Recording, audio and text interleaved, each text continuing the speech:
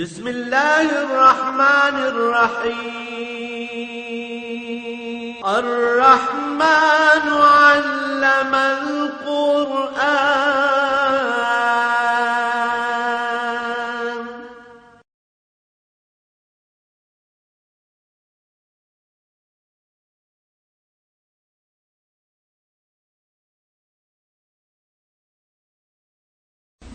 الحمد لله رب العالمين والصلاة والسلام على حبيبه محمد وآله وصحبه أجمعين.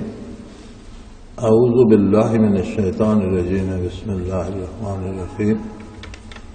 يا أهل الكتاب لا تغلوا في دينكم ولا تقولوا على الله إلا الحق إنما المسيح عيسى ابن مريم رسول الله وكلمته ألقاها إلى مريم وروح منه فآمنوا بالله ورسله ولا تقولوا ثلاثة انتهوا خيرا لكم إنما الله إله واحد سبحانه أن يكون له ولد له ما في السماوات وما في الأرض وكفى بالله وكيلا.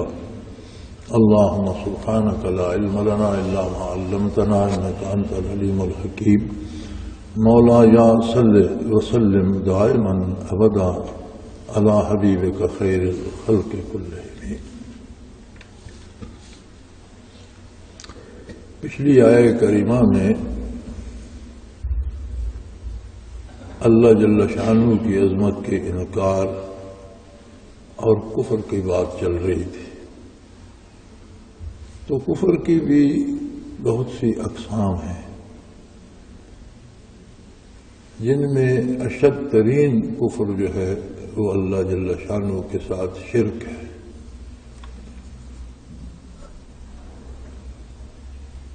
ان اللہ لا یغفر ان یشرک بہ ویغفر ما دون ذلک لمن یشاء. شرک ایسا کفر ہے، ایسا جرم ہے کہ جس کا فیصلہ یوم حشر پہ موقوف نہیں رکھا.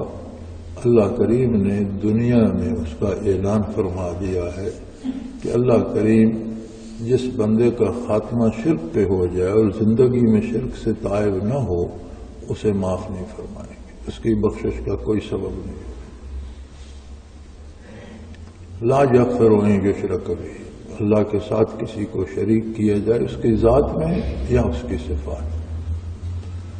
تو یہ کفر کی شدید ترین قسم ہے ایک جو عموماً ایسے لوگوں سے صادر ہوتی ہے جو ایمان کا دعویٰ رکھتے ہیں. اس میں عجیب بات یہ ہے کہ اس میں عموماً اکثریت ان لوگوں کی مبتلا ہو جاتی ہے دوسرے کافروں کے ساتھ. دوسرے کافروں میں مختلف طرح کا شرک پایا جاتا ہے لیکن وہ تو ہیں ہی کافر. حسرتناک بات یہ ہے کہ کسی کو ایمان نصیب ہو اور وہ ایمان کا مدعی ہو اور پھر شرک میں مبتلا ہو جائے تو یہ بہت حسرتناک انجام ہے. یہاں اس کی مثال دی گئی ہے عیسائیوں سے اور پہلے اہل کتاب سے. فرمایا یا اہل الکتاب لا تغلوا فی دینکم، اے اہل کتاب دین میں زیادتی اور غلو مت کرو. یعنی یہ کوئی نیکی نہیں ہے کہ تم اپنے بزرگوں کو یا انبیاء علیہ السلام کو یا صحابہ کو یا نیک اور صالح بندوں کو اللہ کے اوصاف میں شریک کر لو اور تم اپنی طرف سے ضعیف سمجھو کہ ہم بڑی نیکی کر رہے ہیں. یہ نیکی نہیں ہے، یہ بدترین کفر. اللہ واحد ہے، لا شریک ہے، نہ اس کی ذات میں کوئی شریک ہے نہ اس کی صفات میں کوئی شریک ہے. وہ خالق ہے، باقی سب مخلوق ہے. مخلوق میں مدارج ہیں، انبیاء علیہ السلام میں مدارج ہیں. تلک الرسل فضلنا بعضهم علی بعض، ہم نے رسولوں میں بھی بعض کو بعض پر فضیلت دی ہے. اور یہاں قرآن حکیم نے بہت خوبصورت انداز اپنایا ہے. یہ نہیں فرمایا کہ کچھ دوسروں سے کم ہے، نہیں فرمایا بعض دوسروں سے فضیلت میں افضل ہے. یعنی سب افضل ہیں، سب اچھے ہیں، بعض اچھوں میں اور بھی اچھے.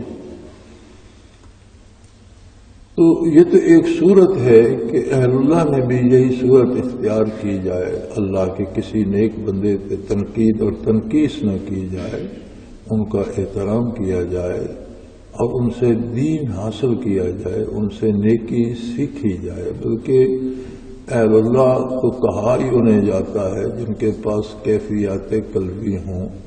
دین محض زبانی کلامی باتوں کا نام نہیں ہے، دین نام ہے ان کیفیات کا جو حضور اکرم صلی اللہ علیہ وسلم کی ذات پر ایمان لانے سے مومن کے دل میں پیدا ہوتی، اور ان میں عظمت ہے ذات باری کی کہ توحید باری راسخ ہو جاتی ہے، وہ اللہ کی ذات یا اس کی صفات میں کسی کو شریک نہیں کرتا۔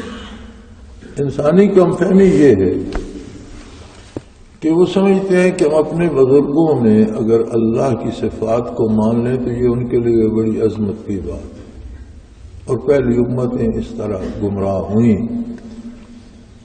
سو ارشاد ہوا کہ دین میں غلو مت کرو، اپنی طرف سے زیادتی مت کرو، ولا تقولوا علی اللہ الا الحق،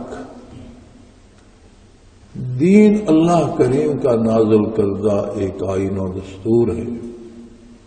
اگر کوئی اپنی طرف سے بات گھڑ کے جو اللہ نے ارشاد نہیں فرمائی اور اس کے دین ہونے کا اعلان کرتا ہے یا اس کو دین سمجھتا ہے تو اس کا معنی یہ ہے کہ وہ اللہ پر جھوٹ بول رہا ہے۔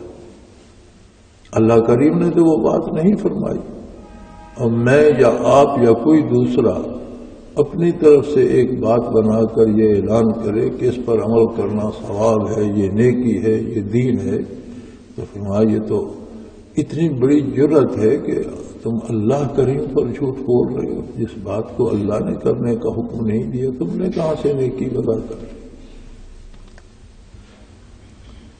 عید کا دن تھا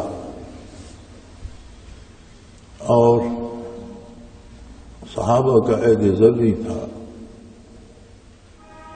اور صحابہ کرام جس طرح جہاد میں صف اول کے لوگ تھے، کاروبار میں صف اول کے لوگ تھے، سیاسیات و معاشیات میں صف اول کے لوگ تھے، عبادات میں بھی ان کی نظیر نہیں ملتی۔ تو عیدگاہ میں لوگ جمع ہو رہے تھے تو ایک صحابی نے اشراق کے نوافل ادا کرنے شروع کیے عیدگاہ میں۔ حضرت علی کرم اللہ وجہ الکریم تشریف لائے اور آپ نے دیکھا کہ نوافل پڑھ رہا ہے۔ جب وہ فارغ ہوا تو آپ نے پوچھا کہ کیا کر رہے تھے؟ کہ حضرت میں اشراق پڑھ رہا تھا۔ فرمایا تمہارے دوزخ جانے کے لیے تمہاری یہ نماز کافی۔ وہ لرز گیا، اس نے کہا میں نے ایسی کون سی گستاخی کی، اشراق تو روز پڑھے جاتے ہیں، میں نے نوافل پڑھ۔ فرمایا عید کے روز حضور اکرم صلی اللہ علیہ وسلم نے اشراق نہ پڑھے ہیں نہ پڑھنے کا حکم دیا۔ عید کے دن فجر کی نماز کے بعد عید کی نماز ہوتی ہے، اس میں اشراق نہیں۔ یہ تم نے کس طرح نیکی سمجھ؟ تو فوراً طائب چھوڑ دی۔ یعنی کسی چیز کی نیکی یا عبادت یا بھلائی ہونے کی سند یہ اللہ کا قول ہے، اللہ کو اختیار حاصل ہے کہ اسے کیا چیز پسند ہے، کسے وہ قبول فرماتا ہے، یہ اس کا ذاتی حق ہے، وہ معبود برحق ہے۔ اب مرضیات باری بتانا منصب نبوت ہے۔ کوئی بات ایسی جس کا اللہ نے حکم نہیں دیا، رسول اللہ صلی اللہ علیہ وسلم نے وہ کرنے کا حکم نہیں دیا، خود اس پر عمل نہیں فرمایا، تو کوئی اپنی طرف سے ایجاد کر کے کہتا ہے تو یہ اتنا بڑا جرم ہے کہ اس نے اللہ پر جھوٹ بولا۔ سو فرمایا تم نے یہ سمجھا کہ ہم بزرگوں کو بہت بڑا اونچا لے جائیں گے تو شاید یہ نیکی ہوگی، اور تم نے عیسیٰ علیہ السلام کو اللہ کا بیٹا بنا ڈالا۔ انما المسیح عیسی ابن مریم رسول اللہ وکلمتہ، حضرت عیسیٰ علیہ السلام جو مریم علیہ السلام کے بیٹے ہیں، اللہ کے رسول ہیں اور اس کا کلمہ ہے۔ وہ ایک ایسی ہستی ہے جسے اللہ نے بغیر باپ کے اپنے کلمہ حق سے، اپنے حکم سے پیدا فرمایا، قدرت کاملہ سے پیدا فرمایا، اور وہ قادر ہے، لیکن وہ اللہ کے بیٹے نہیں ہیں، اللہ کے رسول ہیں۔ القاہا الی مریم، جس کو اللہ نے مریم علیہ السلام تک پہنچایا، وروح منہ، اور اللہ کی طرف سے ایک روح ہے، ایک جان ہے،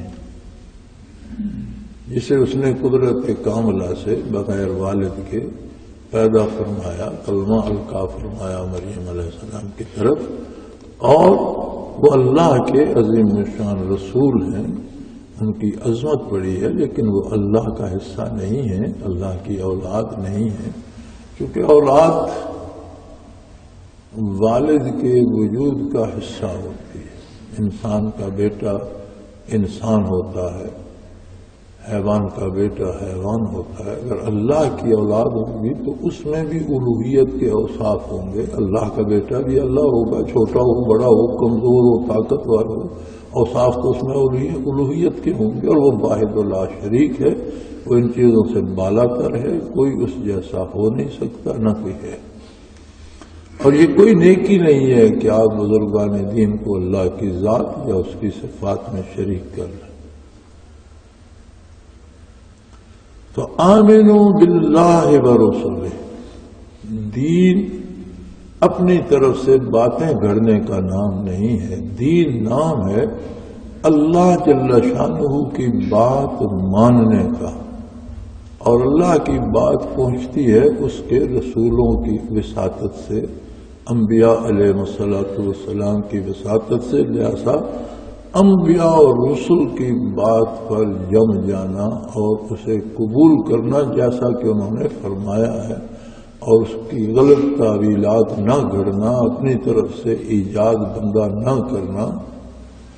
اور یہ مرض ہماری بد نصیبی ہے کہ اب یہ مرض ہم میں بھی بہت عام ہو گیا ہے۔ یہ دو برائیاں بہت عام ہو گئی ہیں۔ ایک تو ہم نے رسومات کو فرائض سے مقدم کر لیا ہے۔ بے شمار لوگ ایسے ہیں جو فرائض پنجگانہ ادا نہیں کریں گے، حلال حرام کی پرواہ نہیں کریں گے، چھوٹے بڑے کی پرواہ نہیں کریں گے، لیکن امور میں جو رسومات رائج ہو گئی ہیں وہ ان رسومات کو فوراً اپنا لیں گے۔ ہندوستان کے ایک فلمی ایکٹر نے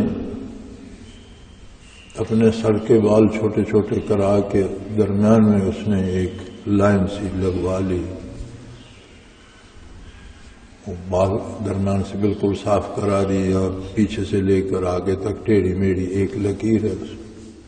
اگلے دن میرے پاس ایک آدمی آیا، عام آدمی تھا، غریب آدمی، کوئی مالدار بھی نہیں تھا، دولت مند بھی نہیں تھا، بس گزارے والا آدمی تھا۔ اس کے ساتھ 10-12 سال کا بیٹا تھا، اس کا سر منگوا کے اس پہ اس طرح کی لکیر لگوائی۔ تو میں نے کہا تمہیں حضور صلی اللہ علیہ وسلم کی نقل کرنے کی توفیق تو نہیں ہے، ایک ہندوستان کے ایکٹر کی نقل فوراً کر دو۔ یعنی یہ بظاہر ایک چھوٹی سی بات ہے، لیکن اس سے اندازہ ہوتا ہے کہ ہمارے نزدیک اہمیت کس کو حاصل ہے، ہم کس جیسا بننا چاہتے ہیں۔ اور ہم نے یہ سمجھ رکھا ہے کہ جو مر جاتا ہے اسے دین کی ضرورت ہے، اس کے لیے ختم کراؤ، اس کے لیے قرآن پڑھو۔ جو زندہ ہیں انہیں ضرورت نہیں ہے، جب مریں گے پھر دیکھا جائے گا۔ دین نام ہے زندگی میں ہوش و حواس کے ساتھ عظمت الہی کو اور صداقت پیغمبر صلی اللہ علیہ وسلم کو قبول کرنے کا، اور پورے خلوص کے ساتھ پوری محنت کرنی چاہیے اتباع رسالت میں۔ پھر تقاضائے بشریت غلطی ہو جاتی ہے، کمی رہ جاتی ہے، کیفیات قلبی کم ہو جاتی ہیں، یہ انسانی کمزوریاں ہیں، ان کے لیے اللہ کی رحمت و بخشش کافی۔ وہ کریم ہے، وہ غفور الرحیم ہے، وہ معاف کرنے والا ہے۔ لیکن اگر ارادے ہی بدل جائیں، مطمع نظری اور بن جائے۔ اب ہمارے ہاں بے شمار شادی میں رسومات ہیں، شادی کو تو خیر ایک خوشی کا معاملہ ہے، کوئی مر جائے تو جنازے میں بے شمار ایسی رسومات ہیں جن کا دین سے کوئی تعلق نہیں، لیکن وہ پوری کی جاتی ہیں، اور کہا یہ جاتا ہے کہ یہ اگر نہ کریں گے تو نکٹی ہوگی، لوگ اچھا نہیں سمجھیں گے۔ دین لوگوں کی رضامندی حاصل کرنے کے لیے نہیں ہے، دین اللہ اللہ کے رسول کی رضامندی کا نام، اور اگر لوگ آپ سے خوش بھی ہو گئے اور اللہ اللہ کا رسول ناراض ہو گیا تو لوگ آپ کا کیا ثواب لیں گے؟ ایک تو یہ مصیبت ہے ہماری کہ ہم فرائض چھوڑ دیتے ہیں اور رسومات کو اہمیت دیتے ہیں۔ دوسری مصیبت یہ ہے جسے ہم بڑی نیکی سمجھتے ہیں کہ ہم اہل اللہ کو، بزرگان دین کو، انبیاء اور رسل کو ان صفات کا حامل ماننا شروع کر دیتے ہیں جو صرف اللہ کے قبضہ قدرت ہے۔ وہ قادر ہے اور اس کی بارگاہ کا دروازہ ہر لمحہ کھلا ہے ہر شخص کے لیے، بلکہ اس کے دربار کے خادم دن میں 5 دفعہ بلاتے ہیں ہر کس و ناقص کو، امیر و غریب کو، فقیر و گدا کو، جس میں بھی ایمان ہے اس کے لیے دعوت دی جاتی ہے کہ آؤ اللہ کی بارگاہ میں، اپنے مسائل لے آؤ، اپنی ضرورتیں لے آؤ، اپنے مصائب لے آؤ، اور اللہ سے مدد چاہو، اللہ سے شفاعت چاہو، اللہ سے ضرورت اور حاجت کی براری چاہو، اس کی بارگاہ کھلی ہے۔ خود بات کرو بارگاہ ربوبیت میں۔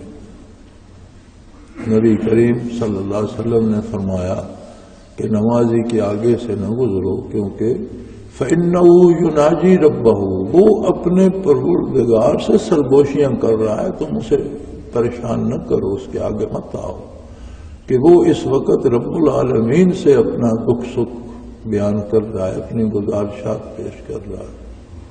اذا سالک عبادی انی فانی قریب، میرے حبیب لوگ میری ذات کے بارے سوال کریں تو انہیں بتا دو کہ تمہارے سب سے قریب تو میں ہوں۔ اجیب دعوت الداعی، جو دعا مانگتا ہے میں اس کی دعا قبول کرتا ہوں، لیکن ایک شرط ہے چھوٹی سی، فَلْيَسْتَجِيبُونِي، تم بھی تو میری بات مانو، اپنی منواتے ہو، تم مخلوق ہو میں خالق ہوں، تم ہر لمحہ میری نعمتیں استعمال کر رہے ہو، تمہارا ایک ایک سانس میرا عطا کردہ ہے، تمہارا ایک ایک لمحہ میں تمہیں بخش رہا ہوں، تمہارا وجود، تمہاری روح، تمہارا دل، تمہاری جان، تمہارا مال، تمہاری اولاد، تمہاری عزت و آبرو، تم جن چیزوں پہ فخر کرتے ہو یہ سب میری عطا ہے، اور میری بات سننے کو تم تیار نہیں ہو اور اپنی منوانا چاہتے ہو، یہ کون سا طریقہ ہے؟ اللہ دور نہیں ہے، میں دور نہیں ہوں۔ ہمارے ایک ساتھی ہوتے تھے سیالکوٹ کے، ڈاکٹر تھے، بہت اچھے آدمی تھے اور بہت نیک آدمی تھے، پچھلے پیر پریکٹس کیا کرتے تھے، اور میں نے وہ بعض شخص دیکھا ہے کہ وہ کسی کی مریض کی کوئی سبسکرپشن لکھ رہے ہیں، کوئی دوائیں ادوات لکھ رہے ہیں، اور صاف مسجد سی بازار میں تو مؤذن کی آواز آ گئی اللہ اکبر، تو آدھے لکھے ہوئے پہ قلم وہاں رکھ دیتے۔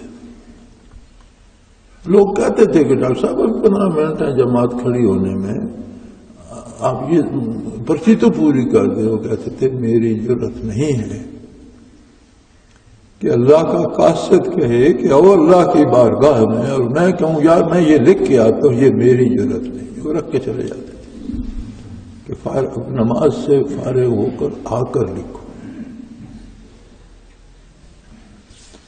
تو ایک دن میں وہاں تھا، سحری کا ذکر کیا ہم نے مل کر، ڈاکٹر صاحب آئے، نماز کے بعد تشریف لے گئے، ابھی ہم چائے پینے کے لیے بیٹھے تھے تو پھر واپس آئے۔ ڈاکٹر صاحب خیر، وہ جلدی واپس آ گئے، کہنے لگے یار میں پریشان ہو گیا ہوں کہ ہمارے اور ذات باری کے درمیان حجاب کیا، پردہ کیا ہے، کیسے اللہ کو پایا؟ میں نے کہا ڈاکٹر صاحب کوئی پردہ نہیں ہے، سب سے قریب تر اللہ کی ذات ہے۔ ایک انسان کے وجود میں کم و بیش 2.5 کھرب باڈی سیل ہے۔ موجود دنیا کی ساری آبادی کا نصف ایک انسانی وجود کے اندر کی آبادی ہے، جس میں کروڑوں روزانہ مرتے ہیں اور کروڑوں نئے پیدا ہوتے ہیں۔ شاید اتنی موتیں انسانی آبادی میں نہ ہوتی ہوں گی جتنی موتیں ایک وجود کے اندر ہوتی ہیں۔ یہ موت کون دیتا ہے؟ جو نئے پیدا ہوتے ہیں انہیں پیدا کون کرتا ہے؟ حیات کون دیتا ہے؟ تو اگر 2.5 کھرب سیلوں پر بھی ذاتی اس کا اکیلے کا تصرف ہے تو انسان کے تو ایک ایک باریک ذرے کے ساتھ موجود ہے۔ کہنے لگے پھر یہ کیوں کہا جاتا ہے اللہ کو تلاش کرو، پھر درمیان میں کیا پردہ ہے؟ میں نے کہا درمیان میں پردہ ڈاکٹر صاحب ہم خود ہیں۔ ہم اپنی آنا میں گرفتار ہو جاتے ہیں، اپنے آپ میں کھو جاتے ہیں، اور کوئی بھی کام سنور جائے تو وہ صرف ہماری عقل مندی ہوتی ہے۔ ہاں کوئی بگڑ جائے تو اس وقت ہم کہتے ہیں کہ بس تقدیر ایسی تھی، اللہ کو ایسا منظور تھا، ایسا ہو گیا۔ کام بن جائے تو شان یہ تدبیر کی ہے، اور بگڑ جائے خطا کاتب تقدیر کی۔ تو جس طرح اس بگاڑ پہ کرتے ہو نا، اس کمال پہ بھی کہو کہ میرا کمال نہیں، یہ اللہ نے کیا، ذرا میں کو درمیان سے ہٹا دینا، اب تو باقی کیا بچے گا؟ یہ میں نے کیا، یہ میں نے کمایا، یہ میں نے بنایا، اس بچے کو میں نے پڑھایا، یہ اس مسجد میں میں نے چندہ دیا، یہ تقریر میں نے کی، ان لوگوں کا نکاح میں نے کیا میری وجہ سے، ذرا میں کو ہٹاؤ نا، باقی کیا رہ جائے گا؟ صرف خود اپنی ذات پردہ ہے درمیان، اسے ہٹا دو، باقی ہر کام آپ کے منہ سے نکلے گا اللہ نے کیا، وہی کارساز ہے۔ کسی کو سبب بنا دے وہ کارساز ہے، ہوتا وہی ہے جو وہ کرتا ہے، کائنات اسی کی ہے، وہ واحد ہے، لا شریک ہے۔ انبیاء کی عزت و عظمت ایمان کا حصہ ہے، اور نہ جانتے ہوئے علماء کا فیصلہ یہ ہے کہ کوئی انبیاء علیہ السلام کے بارے یا نبی کریم صلی اللہ علیہ وسلم کے بارے ایک جملہ کہتا ہے، اس میں اعتمال ہے، جملہ زمانی ہے، اس کی مراد بہتری سے ہے، اس کی مرضی نہیں کہ وہ توہین کا پہلو کہے، لیکن اگر سمجھنے والے نے یہ سمجھا کہ اس نے توہین کا پہلو استعمال کیا تو وہ بندہ کافر ہو جائے، اس کا ایمان ضائع ہو۔ قرآن کریم میں اس کی دلیل موجود ہے، لا تقولوا رائنا وقولوا انظرنا۔ رائنا کا مطلب ہے کہ رعایت کیجئے، جس طرح انگریزی میں کہہ دیتے ہیں forgive me, pardon me، یہ بات سمجھ نہیں آئی، معاف کیجئے گا، مجھے دوہرا دیں آپ۔ تو یہود جو شروع سے اسلام کے دشمن آ رہے ہیں، یہ ایسے بدبخت لوگ تھے کہ یہ رائنا کی یہ جو ہے اسے تھوڑا سا دبا کر رائنا اس طرح کہتے تھے۔ رائی کا مطلب ہوتا ہے چرواہا۔ تو وہ طرز کرتے تھے نبی کریم صلی اللہ علیہ وسلم پر، لیکن زمانی جملے میں در پردہ کہ آپ تو ایک چرواہے ہیں، اللہ کے رسول نہیں ہیں۔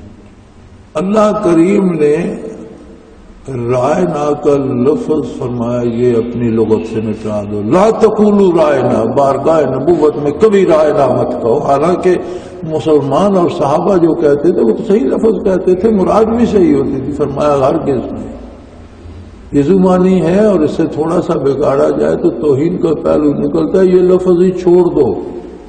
وقولوا انظرنا، اس کا متبادل لفظ دیا قرآن نے کہ اگر بات دوبارہ عرض کرنی ہو، سننا چاہو ارشاد عالی تو عرض کرو انظرنا، نبی کریم صلی اللہ علیہ وسلم ہماری طرف نظر فرمائیے، توجہ فرمائیے، یہ لفظ ہی چھوڑ دو۔ انبیاء کی عظمت کا تقاضا یہ ہے کہ کوئی ایسا جملہ بھی استعمال نہ کیا جائے جس سے سمجھنے والا توہین سمجھے، لیکن عظمت الہی کا تقاضا یہ ہے کہ نبی اور رسول کو بھی اس کی ذات اور صفات میں شریک نہ کیا، وہ اس کی مخلوق ہے، اس کا بندہ ہے، اس کا محبوب ہے، اس کا نبی ہے، اس کی اپنی عظمت ہے مخلوق میں۔ خالق واحد و لا شریک ہے۔ تو فرمایا ان بدبختوں نے یہ سمجھا کہ ہم نبی کو اللہ کا بیٹا کہیں گے تو یہ بڑی ہماری نیکی ہوگی اور نبی کی بھی بڑی عظمت ہوگی اور اللہ بھی بڑے راضی ہوں گے۔ اسی طرح یہودیوں نے کہا عزیر ابن اللہ، حضرت عزیر علیہ السلام اللہ کے بیٹے ہیں۔ اللہ نے سب کی تردید فرمائی کہ لا تغلو فی دینکم، دین میں زیادتی نہ کرو، اپنی طرف سے عقائد و نظریات ایجاد نہ کرو۔ یقیناً عیسیٰ علیہ السلام حضرت مریم کے بیٹے اللہ کے رسول تھے اور اللہ کا وہ کلمہ تھے جو انہوں نے مریم علیہ السلام پر القا فرمایا۔ لہذا فآمنوا باللہ ورسولہ، اللہ پر ایمان لاؤ اور اس کے رسولوں پر، یعنی اپنی طرف سے کوئی بات دین میں داخل نہ کرو، بل جو اللہ نے فرمایا، اللہ کے رسولوں نے فرمایا اسے قبول کرو۔ ولا تقولوا ثلاثہ، اور یہ تین خداؤں والی بات چھوڑ دو، تین معبود نہیں ہیں۔ انتہوا خیرا لکم، توبہ کر لو، باز آ جاؤ، بہت بہتر بات ہے۔ وہ بڑا کریم ہے، اس کی بارگاہ میں در توبہ واہ ہے۔ کوئی کتنا گناہگار، کوئی کتنا گمراہ، کوئی کتنا کافر و مشرک بے دین کسی وقت خلوص دل سے توبہ کر لے تو یہ توبہ کا عمل گزشتہ تمام گناہوں کو معاف کر دینے کے لیے کافی ہے۔ اس کی رحمت بہت وسیع ہے۔ لیکن اگر اپنے اس گناہ پہ مصر رہا اور اس پہ موت آ گئی تو پھر اس کے بچنے کی کوئی امید نہیں۔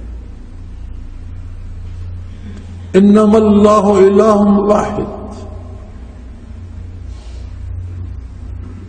وہ واحد و لا شریک معبود برحق ہے، کوئی دوسرا اس کے علاوہ عبادت کا مستحق نہیں۔ سبحانہ، اور وہ پاک ہے، وہ بلند ہے۔ آپ کے انسانی تخیلات اور انسانی رشتے اور انسانی مدارج جو تم نے بنا رکھے یہ تمہارے ذہن کی ایجاد ہے۔ وہ ان تمام چیزوں سے بہت بلند و بالا ہے اس کی عظمت۔ ان یکون لہ ولد لہ ما فی السماوات و ما فی الارض، وہ ان چیزوں سے بہت بلند و بالا ہے کہ کسی کو اس کی اولاد مانا جائے، بلکہ جو کچھ آسمانوں اور زمین، جو کچھ کائناتوں میں ہے، سب اس کی مخلوق اور اس کی ذاتی ملکیت ہے، اس کا اپنا ہے۔ وَكَفَى بِاللَّهِ وَكِيلًا، اور وہ اکیلا تمام امور کو انجام دینے کے لیے کافی، وہ اکیلا کارساز، سارا نظام وہ اکیلا چلاتا ہے، ہر ذرے پر اس کی اپنی گرفت ہے قدرت کاملہ کی، اور سارا نظام وہ اکیلا چلاتا ہے۔ جہاں تک عیسیٰ علیہ السلام کی بات ہے، اگر ان سے پوچھا جائے یہ لن یستنکف المسیح ان یکون عبدا للہ، تو عیسیٰ علیہ السلام کو اللہ کا بندہ اور عبادت گزار ہونے پہ آر نہیں بلکہ فخر ہوگا۔ وہ اللہ کے نبی ہیں، اللہ کے رسول ہیں، اللہ کے محبوب ہیں، اور انہیں اللہ کی عبادت پر، اس کی اطاعت پر، اس کی عظمت کے اقرار پر فخر ہوگا۔ وَلَلْمَلَائِكَةُ الْمُقَرَّبُونَ، اور ملائکہ مقربین جو ہیں انہیں اس بات پہ فخر ہوتا ہے، وہ ہار نہیں سمجھتے اللہ کی عبادت کو، بلکہ وہ عبادت کرنے پہ فخر کرتے ہیں۔ وَمَن يَسْتَنْكِفْ عَنْ عِبَادَتِهِ وَيَسْتَكْبِرْ فَسَيَحْشُرُهُمْ إِلَيْهِ جَمِيعًا، اور اگر کوئی عبادت کرنے کو بھی آر سمجھتا ہے، اس کا مطلب ہے اس میں اپنی انا بھر گئی ہے، تکبر بھر گیا، وہ اپنے آپ کو بہت کچھ سمجھتا ہے، اپنے آپ کو بہت بڑا سمجھتا ہے۔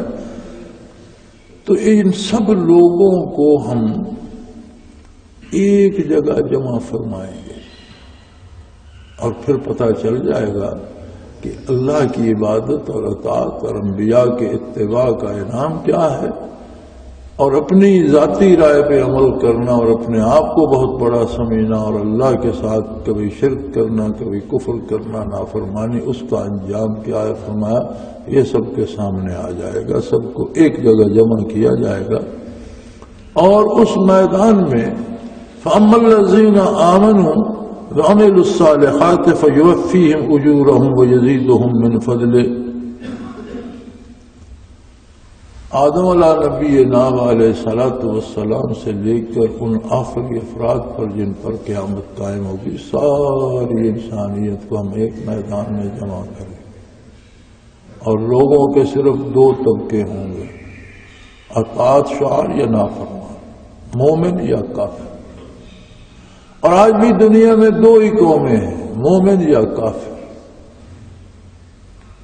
کفر میں اقسام ہیں، کوئی چھوٹا کافر ہے، کوئی بڑا کافر ہے، کوئی کفر میں زیادہ چلا گیا، کوئی اس سے زیادہ چلا گیا، کوئی کفر میں تھوڑا رہا۔ مومنوں میں کوئی اقسام نہیں ہے کہ یہ چھوٹا مومن ہے، یہ بڑا، یا مومن ہے یا مومن نہیں ہے۔ ایمان میں اقسام نہیں ہے، ماننے والا یا مومن ہے یا مومن نہیں ہے، سادہ سی بات۔ یہ تو ہم نے بنا رکھے ہیں طبقے اور فرقے، اور اپنے اپنے چندے جمع کرنے کے لیے اور اپنے اپنے ذریعے معاش بنانے کے لیے، اور لوگوں کو لڑا کر اپنے اپنے گروپ بنانے کے لیے۔ تو یہ تو جو ہماری بدبختی ہے، جن لوگوں کو مذہبی قیادت میسر آئی، انہوں نے بجائے مذہب کی تبلیغ کے اپنی خدائی کا پرچار شروع کر دیا، بجائے عظمت الہی کے اور عظمت پیغمبر صلی اللہ علیہ وسلم کو لوگوں کو یقین دلائے، اپنی عظمت کا خیال آ گیا اور اپنے اپنے گروپ بنانے شروع کر دیے۔ مومن سارے مومن ہیں، اور یا پھر بندہ مومن نہیں ہے۔ درمیان میں ایک قسم ہے جسے منافق کہتے ہیں۔ منافق وہ ہوتا ہے جس کا دعویٰ تو ایمان کا ہوتا ہے لیکن کردار کافر کا ہوتا ہے۔ تو آدمی کو جن باتوں پہ یقین ہو ان پہ عمل کرتا ہے، آدمی کا کردار بتاتا ہے کہ اس سے اپنے دعوے پہ اعتبار ہے کہ نہیں۔ اس لیے جہاں بھی ایمان کی بات آتی ہے فَأَمَّا الَّذِينَ آمَنُوا وَعَمِلُوا الصَّالِحَاتِ، پورے قرآن کریم میں جہاں آمنو کا لفظ آیا، ساتھ عمل الصالحات کی قید ہے کہ جو ایمان لاتے ہیں اور اس ایمان کے مطابق عمل بھی صالح کرتے ہیں۔ عمل کی صلاحیت کا معیار کیا ہوگا؟ میں کہتا ہوں ایک ہی بات کو ہم چار بندے، چاروں کی رائے مختلف ہو سکتی ہے، کوئی اسے اچھا کہتا ہے، کوئی اسے مناسب کہتا ہے، کوئی اسے ٹھیک کہتا ہے، کوئی کہتا ہے خراب ہے۔ تو معیار کیا ہوگا؟ صلاحیت کا معیار ہے محمد الرسول اللہ صلی اللہ علیہ وسلم کی ذات ستودہ صفات۔ جس چیز کو آپ نے اچھا کہا وہ اچھی ہے، جس کام کو آپ نے اچھا کہا وہ اچھا ہے، جس کو حضور نے بہتر کہا وہ بہتر ہے، جسے حضور نے رد فرما دیا وہ رد۔ معیار صلاحیت نبی کریم صلی اللہ علیہ وسلم کی ذات ہے کہ عمل کون سا صالح ہے، کون سا غیر صالح۔ جو حضور کی سنت کے مطابق ہے وہ صالح ہے، جو سنت کے خلاف ہے وہ غیر صالح ہے، سادہ سی بات۔ تو فرمایا جن لوگوں کو نور ایمان نصیب ہوا، اور وہ لوگ ہیں جن کو اس نظریے، عقیدے اور ایمان کے مطابق عمل کی توفیق، انہوں نے اس پر عمل کیا، فَيُوَفِّيهِمْ أُجُورَهُمْ، اللہ انہیں ان کے اس نیک عمل کا بدلہ تو دے گا ہی، وَيَزِيدُهُمْ مِنْ فَضْلِهِ، پھر اپنی مہربانی سے اس پر زیادتی کرے گا۔ کتنی زیادہ عطا کرے گا؟ 10 گنا، 10,000 گنا، 10 کروڑ گنا، فرمایا اس کی اپنی عظمت ہے، اس کا اپنا فیصلہ ہے، کس کو کتنا مزید دیتا ہے، کتنا وافر انعام کرتا ہے، اس کی کوئی قید نہیں۔ وَأَمَّا الَّذِينَ اسْتَنكَفُوا وَاسْتَكْبَرُوا، اور جن لوگوں نے دنیا میں آر سمجھا اطاعت الہی کو اور اتباع رسالت کو آر سمجھا، اور سمجھا اس طرح تو یہ لوگ ہمیں کمزور سمجھیں گے، ہماری بدنامی ہوگی، ہم خود بڑے تکڑے ہیں، واستکبروا، اور اپنی انا میں گرفتار ہو گئے، اپنے تکبر میں گرفتار ہو گئے. جی زندگی ہمیں دی اور ہم اپنی مرضی سے گزاریں گے، ہم کسی کے پیچھے چلنے والے نہیں ہیں. فَيُعَذِّبُهُمْ عَذَابًا عَلِيمًا، ایسے لوگوں کو پھر اللہ دردناک عذاب دے گا. اب یہ اللہ ہی جانے کہ عذاب تو عذاب ہوتا ہے، اس پر دردناک کا اضافہ فرما کر اللہ کریم کیا سمجھانا چاہتے ہیں، جسے اللہ کریم، عذاب تو ویسے عذاب ہے، اللہ پناہ دے، پھر اس پر من جانب اللہ یہ اضافہ بھی ہے کہ وہ عذاب بہت دردناک بھی ہوگا، بہت تکلیف دہ ہوگا. وَلَا يَجِدُونَ لَهُم مِّن دُونِ اللَّهِ وَلِيًّا وَلَا نَصِيرًا، اور بات یہ ہے کہ کوئی ان کی مدد کرنے والا یا کوئی ان کی سفارش کرنے والا یا کوئی ان کا والی وارث بھی نہیں، کوئی پوچھنے والا نہیں ہو، کوئی ان کا دکھ محسوس کر کے ان کو پوچھنے والا یا ان کی سفارش کرنے والا یا ان کے لیے دعا کرنے والا بھی نہیں ہوگا، نہ کوئی ان کی مدد کو آئے گا. تو انتہائی بدنصیبی یہ ہوگی ان کی کہ کوئی ان کا حال جاننے کی کوشش بھی نہیں کرے گا. لہذا دین نام ہے اللہ کی اطاعت، اللہ کے حبیب صلی اللہ علیہ وآلہ وسلم کی اطاعت اور عظمت الہی کے اقرار کا، زبان سے ہی نہیں، زبان سے بھی، دل سے بھی اور کردار سے بھی. اگر کردار اس کی صداقت پہ گواہی نہیں دیتا تو ائمہ کرام میں سے، ائمہ اربعہ میں سے 3 ائمہ نے تو یہ فرمایا ہے کہ جس کا کردار ایمان کی صداقت نہیں دیتا، اگر وہ اسی حال پہ مر جائے تو اس کا جنازہ نہ پڑھا جائے، اسے مسلمانوں کے قبرستان میں دفن نہ کیا. صرف امام ابو حنیفہ رحمۃ اللہ تعالی علیہ اتنی رعایت فرماتے ہیں کہ اگر کسی کی عملی زندگی دین کے مطابق نہیں ہے تو جو وہ دعویٰ کرتا ہے کہ میں مسلمان ہوں، آخر یہ بھی تو ایک عمل ہے. یہ دعویٰ کرنا کہ میں مسلمان ہوں، اسے عمل شمار کرو اور اس کا جنازہ پڑھو اور اسے مسلمانوں کے ساتھ دفن کرو. یہ رعایت فرمائی ہے امام ابو حنیفہ رحمۃ اللہ علیہ نے. باقی 3 ائمہ کرام اس بات کے حق میں نہیں ہے. تو فرماتے ہیں ایسے بندے کا جنازہ نہ پڑھا جائے، مسلمانوں کے قبرستان میں اسے دفن نہ کیا جائے. میرا دعویٰ کرتا ہے میں مسلمان ہوں، ساری زندگی اس نے دین کی پرواہ نہیں کی، کھانے میں حرام سود کھاتا رہا، اور اب تو ہم نے نئی ایک تکنیک ایجاد کر لی ہے کہ سود کو سود نہ کہو، اس کا نام منافع یا مارک اپ رکھ دو اور کھاتے رہو. بڑی عجیب منطق ہے، اس طرح تو سارے حرام حلال ہو جائیں گے. خنزیر کا نام دمبا رکھ دو، کھاتے رہو، کتے کا نام بکرا رکھ دو، کھاتے رہو. پھر تو حرمت کی کوئی قید ہی نہیں رہے گی. نام بدلنے سے اگر حیثیت بدل جاتی ہے تو نام بدلنے سے چیز کی حیثیت نہیں بدلتی، ہاں اس کا کوئی بھی نام رکھ لیں. اور پھر یہ اتنی بڑی جرأت ہے، حرام کو حرام سمجھ کر کھانا گناہ ہے، فسق ہے. حرام کو حلال سمجھ کر کھانا کفر ہے. اللہ کے حلال کو حرام کہنا یا حرام کو حلال کہنا یہ کفر ہے. اور حرام کھا جائے کوئی اور اسے حرام سمجھ کر کھائے تو وہ گناہگار ہے، کافر نہیں ہے. تو عملی زندگی میں ہمیں یہ ثابت کرنا ہوگا کہ ہمارا اعتماد اللہ پر. ایمان کس بات کو کہ ایمان نام ہے محمد الرسول اللہ پر اعتماد و اعتبار، کہ جو حضور نے فرمایا وہ ٹھیک ہے، وہ سچ ہے.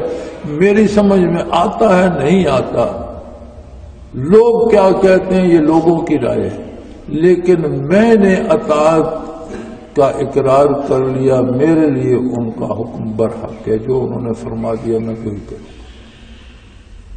اور اگر عملی زندگی میں کوتاہی ہے اور یہ احساس ہے تو کوشش کرے کوتاہی کو دور کرے. اللہ کریم کی رحمت بہت وسیع ہے. لیکن زندگی بھر پرواہ نہ کرنا۔ ہم وہ لوگ ہیں جو ایک ایک پائی کا حساب کرتے ہیں، ایک ایک پیسے کے لیے دن بھر مشقت کرتے ہیں، ایک وقت کی روٹی کے لیے ساری رات چوکیدارا کرتے ہیں۔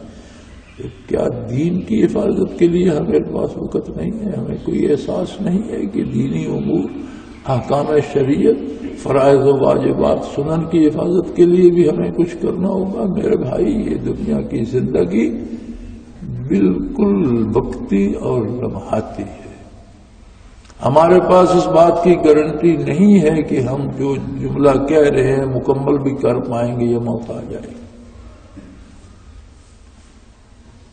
اور ساری زندگی جمع کرتے رہیں، جب موت آتی ہے تو لباس بھی اتار لیتے ہیں، گھڑیاں انگوٹھیاں لوگ اتار لیتے ہیں، گاڑیاں وارث لے لیتے ہیں، گھر تقسیم ہو جاتے ہیں، جائیدادیں تقسیم ہو جاتی ہیں، 2 انسلی چادریں خوش نصیبوں کو نصیب ہوتی ہیں، ورنہ کتنے ایسے ہیں جنہیں کفن اور قبر بھی نصیب نہیں ہوتی۔ تو جس چیز نے اس طرح لمحوں میں چھوڑ کے چلا جانا ہے، اس کے لیے اتنی مشقت، اور جہاں ہمیشہ رہنا ہے اس کے لیے ہمارے پاس فرصت ہی نہ ہو، تو یہ کتنی بد نصیبی کی بات ہے۔ اسلام کسی کی وراثت یا جاگیر نہیں ہے کہ میں مسلمان ہوں آپ نہیں ہو، نہیں، ہر آدمی اللہ کی مخلوق ہے، ہر آدمی کے لیے دعوت عام ہے، اور نبی کریم صلی اللہ علیہ وسلم کی ذات رحمت للعالمین ہے۔ جو بھی خلوص دل سے توبہ کرے اور اطاعت الہی اور اتباع سنت پہ عمل کرے گا وہی کامیاب ہوگا۔ اللہ کریم ہماری خطاؤں سے درگزر فرمائے، ہمیں دین کی سمجھ، شعور اور دین پر عمل کی توفیق عطا فرمائے۔ وآخر دعوانا ان الحمدللہ رب العالمین۔ اللہ اللہ اللہ اللہ اللہ اللہ اللہ اللہ۔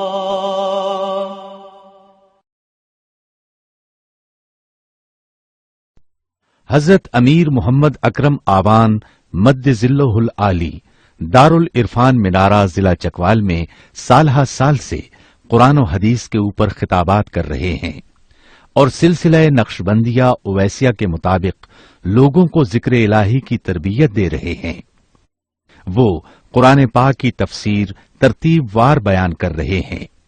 تفسیر قرآن کو وہ موجودہ ملکی اور بین الاقوامی حالات کے مطابق بیان کرتے ہیں۔